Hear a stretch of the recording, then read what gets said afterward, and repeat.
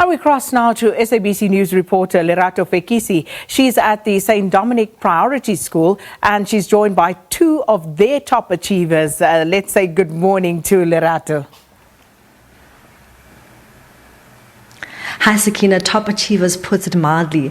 The two people sitting next to me, one got 99% for maths. I don't even remember myself getting 50% for maths. And the other one also got just over 90% for maths as well. In the Eastern Cape, Sakina, we've got about 16 IEB schools and all of them achieved 100% pass rate. In PE, we've got about 6 and all those schools also got 100% pass rate. And specifically this school where we are at this morning, St Dominic's Priority, also got 100% pass rate. Some they've been doing over the past few years.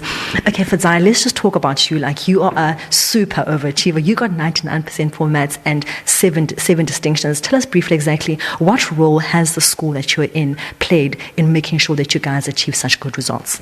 Well, I've been here at Priory for 12 years, and I think that the work begins from the moment you step into grade 1. And since Priory is such a small school, I feel like we have built a family here, and teachers care very much about their students, and they want the best for the students, and they want us to achieve our greatest potential. So I feel that I had a great support system here with the staff, and I knew that I'd be able to achieve what I wanted to do because the staff cared about me and they would want me to do as well as I possibly could. When you speak about special care, especially in the classroom, did you guys have perhaps private tutors? What kind of input did the school make in making sure that you guys have individualized attention to make sure that you get the marks that you got this morning? Teachers are always willing to give extra lessons. If you were to email a teacher and ask them to have a lesson after school, they would. There's also extra English and maths lessons after school. So teachers are always willing to put in the extra hours to make sure that you can do the best that you can.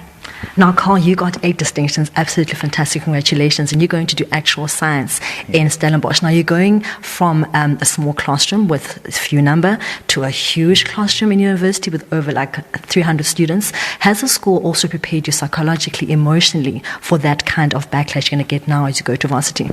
I definitely think they have, as best as possible. So the teachers encourage us to be independent. Obviously, if they see us struggling, then they come in and they help. But certainly from school, it will be a jump, but I think that's the case with any school. And I think they prepare us as best as they can.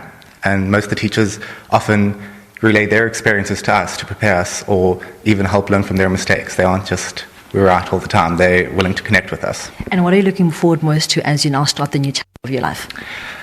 Meeting new people, I suppose. I'm definitely going to miss St Dominic's. It's been my home for the last 14 years, and I've enjoyed being here so much. But just experiencing new things.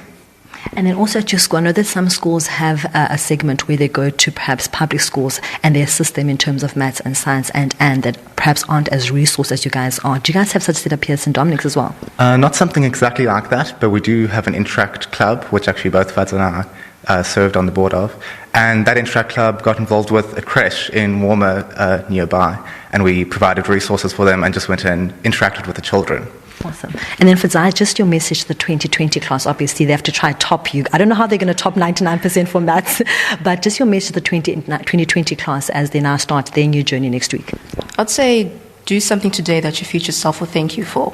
Just reading through your notes after school is when you get home, or just reading one chapter of your textbook. It all adds up in the end so that by the time that your exam comes, you're not cramming on the night before. So it helps to relieve the stress to prepare well in advance. And I think that students should focus more on their goals and not their obstacles. Maybe you might have 2 tests on one day, 5 projects the next week. But if you know that you want to get your 4 distinctions, your 5 distinctions, it pays off in the end. The harder you work, the greater the satisfaction when you get your results. Absolutely beautiful. I mean, Sakini, listen to them and you're like, you know what, at least the future is bright. Such young people with such a great destiny that awaits them now. And like Fadzaya said, don't focus on the challenge, don't focus on the obstacle, look at the focus on the goal, work hard from day one. And they are saying that, you know what, the new doors open now and they're excited. And when I listen to them, I can see that definitely our country is in good hands. Back to you in studio. Lerato Fekisi.